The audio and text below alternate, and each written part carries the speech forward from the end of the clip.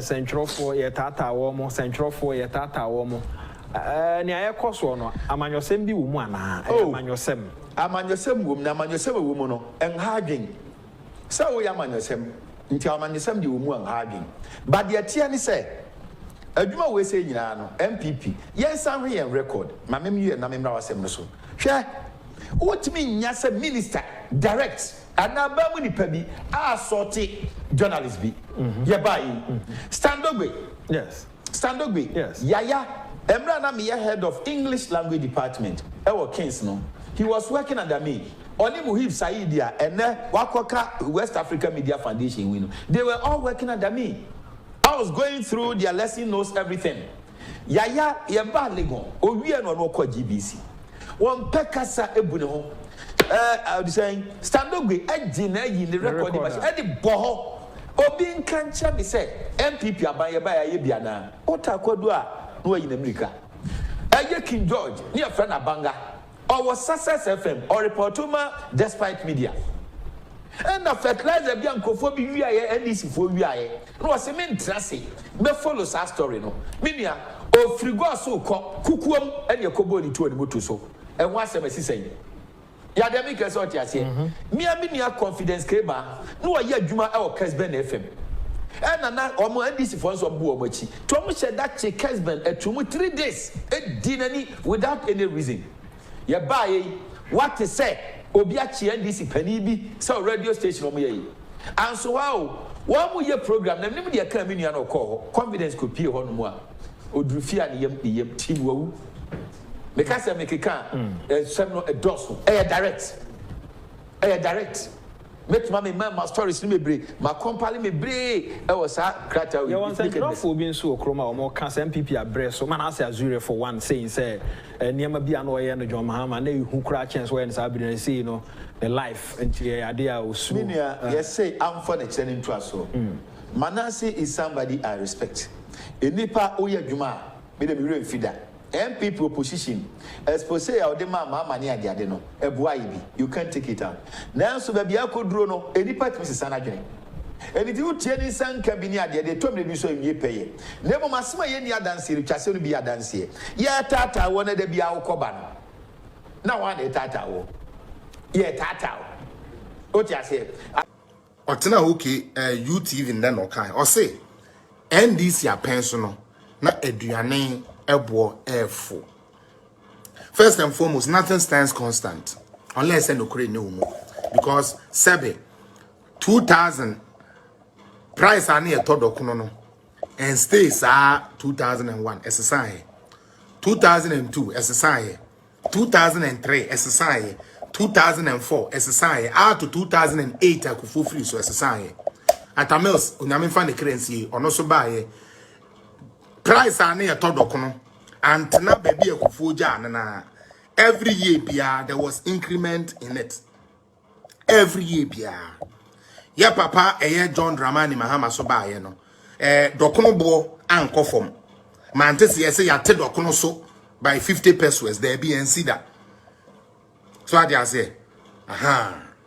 Ya te da say yes say ya te yisunti no dokono for so at omo dey so 50% there be man be that.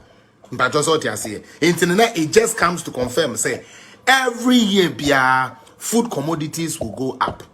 It is natural. In this woman will be, ebedada say koto abetia will be because say, Andra will told 20 cities, and the dokoni 21 cities are why you because and yes, sir, and the church mind. Yan church mind, sir. Bien, you walk back at them, say, media medi 18.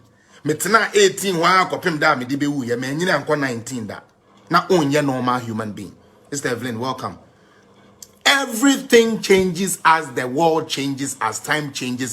Food prices, food commodities would always change. Enti se omo bi be ka kire wo say ya to kresi mu enti kosa santen na fakoto abengu a wakoton wo color TV de be kwa akoto black and white no omo beba na sa 4 years we no omo de abe milk Ghana dry na afema wo say ye kire am first time no manje ye ndia afi de ya kire mu yesuba yankasa yet Ghana na sebe oman me dwene wa mentias you obi a ono peso ono sebe odi ade or person oba power na sebinka obe wish say anka we should make sure say abai not to no crown on succeed na ye ba sika wo ho ma ye dia ye Ghana yi sa ampa se Ghana na ye pena or say and I'm cold better say so be diatem we are not used to that mean timi kura no enko brain sa but the American na makan these people NDC as a political party no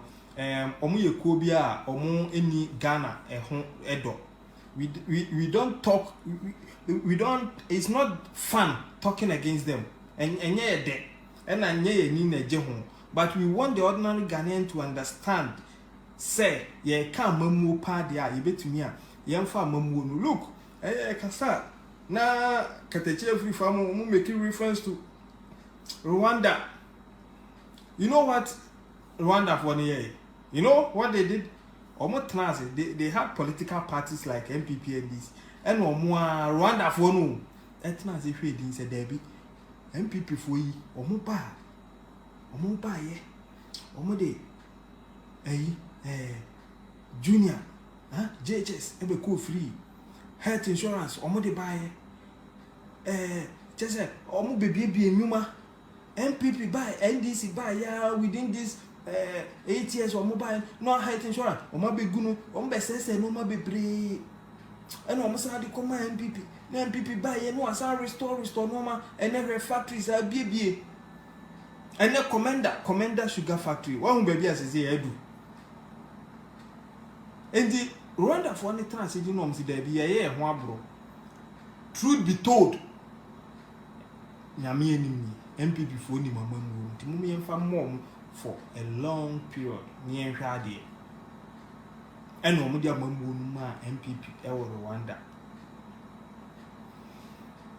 on say ne ye do omo aye example say there are also African countries they are doing very well omo ye we wo it is because the people of Rwanda sat and omo dwene say there be ye politics there obi a wo de open nanso we munye like some NDC members omo frɛ me ka say yesrew de o kan de no anu but nye ye nyina nti ya ka say NDC fo ni bi enye NDC fo enti there are NDC members within a omo nim say de omo ye ne nye enso omo ne hwan koka because unya koka you become their target and this amijamfi o de ye wo no wusu no ban nyina chese ye nyen wo aboa bi minim say aboa bi moa mienu na hia wo a I'm not referring to you parent or mon kame but minim say nipa na wo te say de nipa wo ye dia ye moa kakra eni omo wi omo do ko to wuram ma moa te moa wo ne moa na tena enye because nipa adwen pa e friend nipa adwen samijamfi ni bi because me ebe